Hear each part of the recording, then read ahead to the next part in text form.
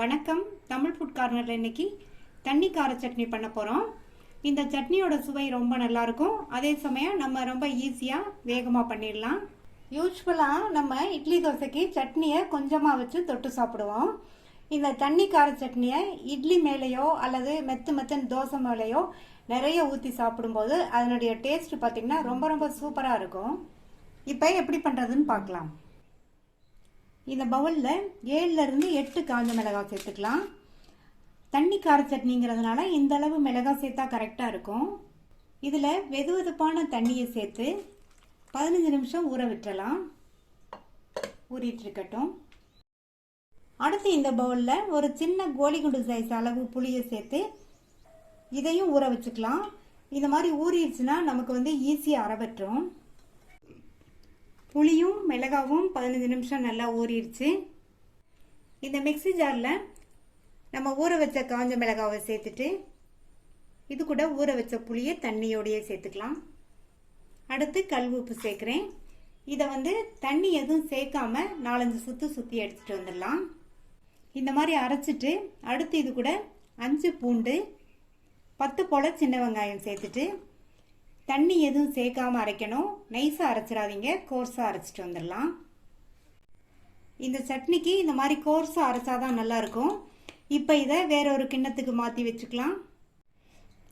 அடுத்து 2 medium size தக்காளியை cut பண்ணி வச்சுருக்கேன். இந்த தக்காளி 1 கப் அளவுக்கு இருக்குது. இதை இந்த மிக்ஸி ஜாரில் சேர்த்துட்டு தண்ணி எதுவும் சேர்க்காம நல்லா நைஸ் விழுதாக அரைச்சிக்கலாம்.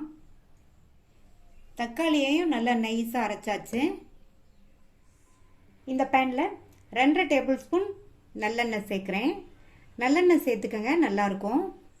அதே மாதிரி எண்ணெயும் கொஞ்சம் அதிகமாக சேர்த்துக்கங்க, சட்னியோட டேஸ்ட் நல்லாயிருக்கும். எண்ணெய் சூடானதும் அதில் 1 டீஸ்பூன் கடுகு சேர்த்துக்கங்க.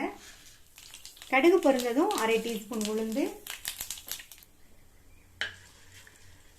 இப்போ நம்ம சேர்த்த உளுந்தும் நல்லா செவந்துருச்சு. இது கூட கறிவேப்பிலை சேர்த்துக்கலாம். அடுத்து இது கூட 1/4 டீஸ்பூன் பெருங்காய பவுடர். பெருங்காய பவுடர் சேர்த்துக்கங்க, நல்லா வாசமாக இருக்கும். இப்போ ஸ்டவ்வோட தீயை நல்லா குறைச்சிட்டு நம்ம ஃபர்ஸ்ட் அரைச்ச இந்த மிளகாய் விழுதை சேர்த்துக்கலாம். மிளகாய் விழுது சேர்த்ததுக்கு அப்புறமா நல்லா இந்த மாதிரி கலந்து கொடுத்துருங்க. வதக்கிட்டு இருக்கும்போதே நல்ல ஒரு சூப்பரான வாசனை வந்துட்டு இருக்கு.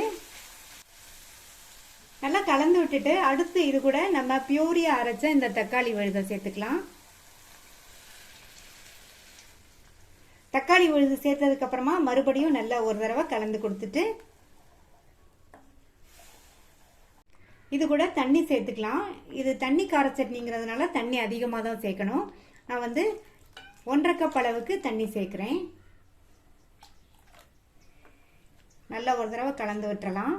இந்த ஸ்டேஜில் உப்பு செக் பண்ணி தேவைப்பட்டா சேர்த்துக்கணும். நான் இன்னும் கொஞ்சம் உப்பு சேர்க்குறேன். சேர்த்துட்டு நல்லா கலந்து விட்டாச்சு. இது நல்லா கொதிச்சு வரட்டும். இப்போ நல்லா கொதிக்க ஆரம்பிச்சிருச்சு. இது 4லிருந்து 5 நிமிஷம் மீடியம் ஃப்ளேமில் கொதிச்சுட்டு இருக்கட்டும். இப்போ 5 நிமிஷமாக கொதிச்சு சட்னியும் ஓரளவு வத்தி வந்திருக்கு. ஸ்டவ் ஆஃப் பண்ணிடலாம். ரொம்ப டேஸ்டான ஈஸியாக பண்ணக்கூடிய தண்ணி கார சட்னி சூப்பராக ரெடி ஆயிடுச்சு. நீங்களும் இதை ட்ரை பண்ணி பார்த்துட்டு உங்கள் கமெண்ட்ஸை சொல்லுங்கள். தேங்க்யூ.